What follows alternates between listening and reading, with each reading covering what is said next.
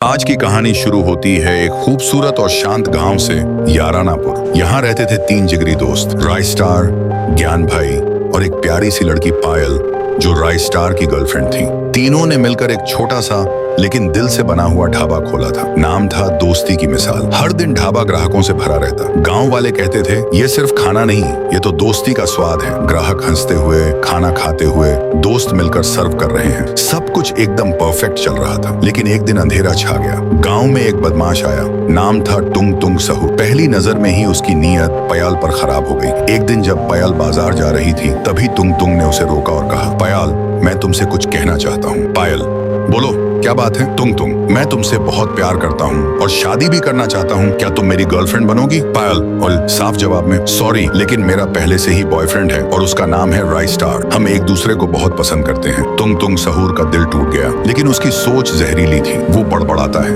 अगर पायल मेरी नहीं हुई तो मैं उसे किसी और की भी नहीं बनने दूंगा। उसने एक शैतानी प्लान बनाया। अगले दिन रात को ढाबे का काम खत्म हो चुका था। राय स्टार ने कहा, पायल, मैं घर जा रहा हूँ, तुम और ज्ञान भाई ढाबा बंद करके आ जाना। राय स्टार चला गया। पायल और ज्ञान भाई ढाबे का काम समेटने लगे। तभी टुंग टुंग सहूर ने एक मौका देखा।